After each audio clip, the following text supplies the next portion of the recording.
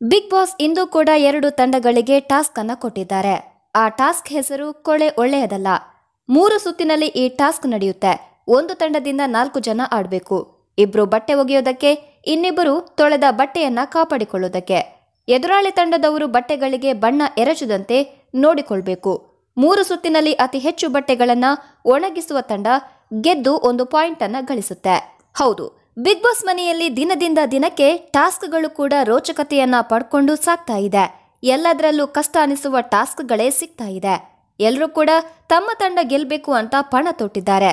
ಇದಕ್ಕಾಗಿ captaincy task ಅನ್ನ ಬಹಳ ಅಗ್ರೆಸಿವ್ ಆಗಿ ಆಡೋದಕ್ಕೆ ಎಲ್ಲ ಸ್ಪರ್ಧಿಗಳು ರೆಡಿಯಾಗಿದ್ದಾರೆ. ವಿನಯ್ ಜಗಳ ಮಾಡದೆ ಆಟ ಆಡಿದ್ದಂತೂ ಇಲ್ಲಿವರೆಗೂ ಕಂಡಿಲ್ಲ. ಮತ್ತೆ ಟಾಸ್ಕ್ ವಿಚಾರವಾಗಿ ಎದುರಾಳಿ ತಂಡದ ಅವಿನಾಶ್ ಶೆಟ್ಟಿ ಜೊತೆಗೆ ವಿನಯ್ ಕಾದಾಟಕ್ಕೆ ಇಳಿದಿದ್ದಾರೆ. ಅವಿನಾಶ್ ಶೆಟ್ಟಿ ತಾವೇನು ವಿನಯ್ಗಿಂತ ಕಮ್ಮಿ ಇಲ್ಲ ಎಂಬುದನ್ನ ಇವತ್ತು ತೋರಿಸಿಕೊಟ್ಟಿದ್ದಾರೆ. ಇಷ್ಟು ದಿನ ಸೈಲೆಂಟ್ ಆಗಿ ಎಲ್ಲವನ್ನ ಗಮನಿಸ್ತಾ ಇದ್ದ ಅವಿನಾಶ್ ಶೆಟ್ಟಿ ಈಗ ವಿನಯ್ ಜೊತೆಗೆ ಕಾದಾಟಕ್ಕೆ ಇಳಿದಿದ್ದಾರೆ. ಈ ಮನೆಯಲ್ಲಿ ನೀನೊಬ್ಬನೇ ವಿಲನ್ ಅಲ್ಲ ಎಂಬ ಮಾತನ್ನ ಕೂಡ ವಿನಯ್ಗೆ ಅವಿನಾಶ್ ಹೇಳಿದ್ದಾರೆ. ಈ ಮಾತಿಗೆ ವಿನಯ್ ಕೋಪ ಮಾಡಿಕೊಂಡು ಕೈ ಮಿಲಾಯಿಸುವ ಹಂತಕ್ಕೆ ಹೋಗಿದ್ದಾರೆ.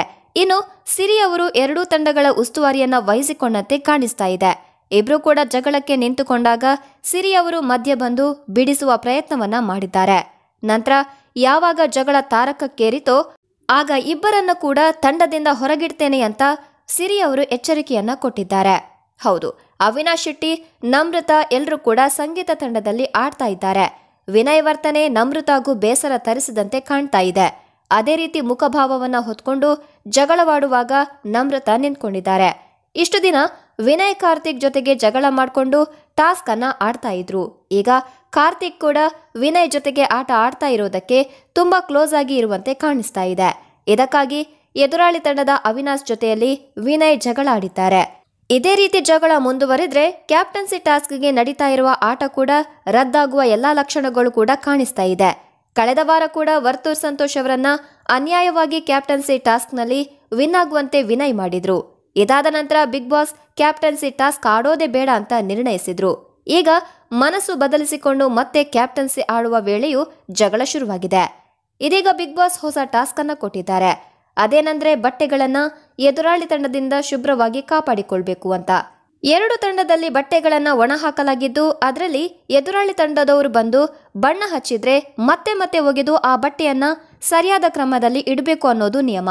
ಇಲ್ಲಿ ಅವಿನಾಶ್ ವಿನಯ್ ಒಣಗಿ ಹಾಕಿದ್ದ ಬಟ್ಟೆಗೆ ಬಂದು ಬಣ್ಣ ಹಾಕಿದ್ದಾರೆ. ನಂತರ ಜೋರಾಗಿ ಎಳ್ಕೊಂಡು ಹೋಗಿದ್ದಾರೆ. ಅವಿನಾಶ್ ಶೆಟ್ಟಿ ಮಾಡಿದ ಈ ಕೆಲಸಕ್ಕೆ ವಿನಯ್ಗೆ ಕೋಪ ಬಂದಿದ್ದು ಬಟ್ಟೆಯನ್ನ ಎಳಿಬಾರ್ದು ಅಂತ ಹೇಳಿದ್ದಾರೆ. ಇದಕ್ಕೆ ಅವಿನಾಶ್ ಮತ್ತೆ ಮಾತನಾಡಿದ್ದು ವಿನಯ್ಗೆ ಇಷ್ಟವಾಗಿಲ್ಲ. ಈ ವಿಚಾರಕ್ಕಾಗಿ ಇಬ್ಬರ ಮಧ್ಯೆ ಜಗಳವಾಗಿದೆ. ವಿನಯ್ ಅವಿನಾಶ್ ಅವರನ್ನ ಕೆಳಗೆ ಜೋರಾಗಿ ತಳ್ಳಿದ್ದಾರೆ. ಇದೇ ಸಂದರ್ಭದಲ್ಲಿ ಉಸ್ತುವಾರಿ ಮಾಡ್ತಾ ಇದ್ದ ಸಿರಿ ಅವರು ಮಧ್ಯಪ್ರವೇಶ ಮಾಡಿ ಇಬ್ಬರನ್ನ ಜಗಳ ಮಾಡದಂತೆ ಸಮಾಧಾನ ಮಾಡಿದ್ದಾರೆ.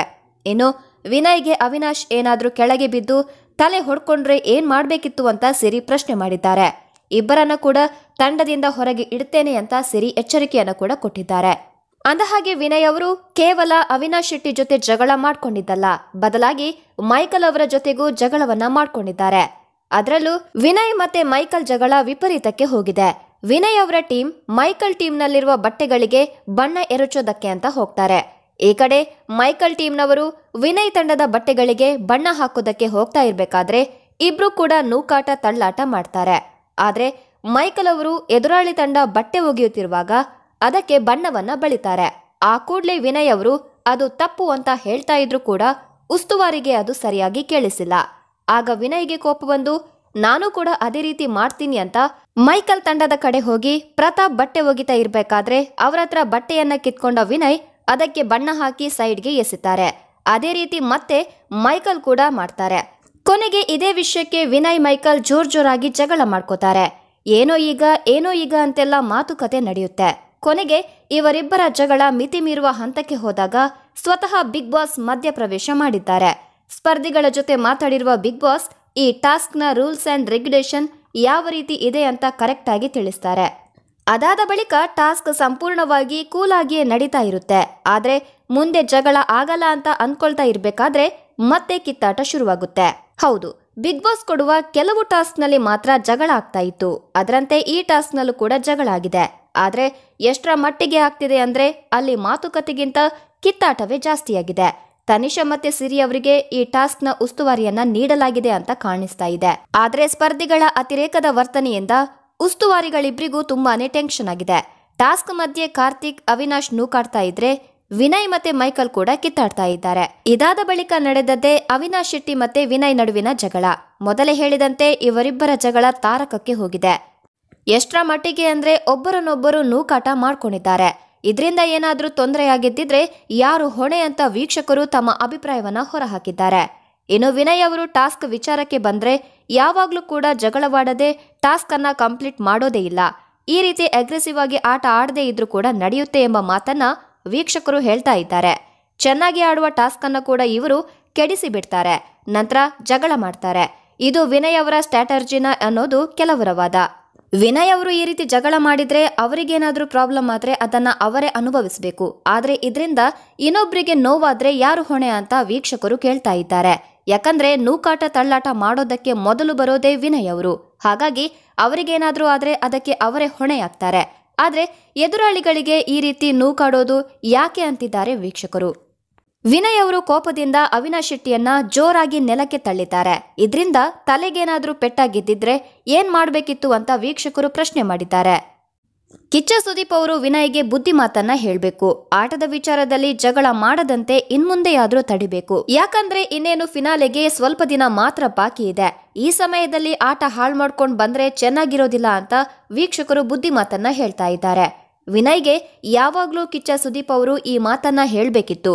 ಅವರು ಆ ಮಾತನ್ನ ಹೇಳದೆ ಇರೋದ್ರಿಂದ ವಿನಯ್ ಇಷ್ಟೊಂದು ಮುಂದುವರೆದಿದ್ದಾರೆ ಅಂತ ತಮ್ಮ ಅಭಿಪ್ರಾಯವನ್ನ ಜನ ಹೊರಹಾಕಿದ್ದಾರೆ. ಒಟ್ನಲ್ಲಿ ಈ ಟಾಸ್ಕ್ ನ ಪ್ರೋಮೋ ನೋಡಿದ ವೀಕ್ಷಕರು ಸಂಚಿಕೆ ನೋಡೋದಕ್ಕೆ ತುದಿಗಾಲಲ್ಲಿ ನಿಂತು ಕಾಯ್ತಾ ಇದ್ದಾರೆ. ಇದೊಂದ್ ಕಡೆಯಾದ್ರೆ ನಿನ್ನೆ ಸಂಗೀತ ಅವರು ಪ್ರತಾಪ್ ಜೊತೆ ಕೂತು ಉಳಿದವರೆಲ್ಲ ಒಂದು ನಾವಿಬ್ರು ಒಂದು ಅಂತ ಬೇಸರ ಹೊರಹಾಕಿದ್ದಾರೆ. ಹೌದು, ಕಾರ್ತಿಕ್ ಅವರು ವಿನಯ್ ಅವರ ಹತ್ರ ಹೆಚ್ಚು ವಾಲಿದ್ದಾರೆ.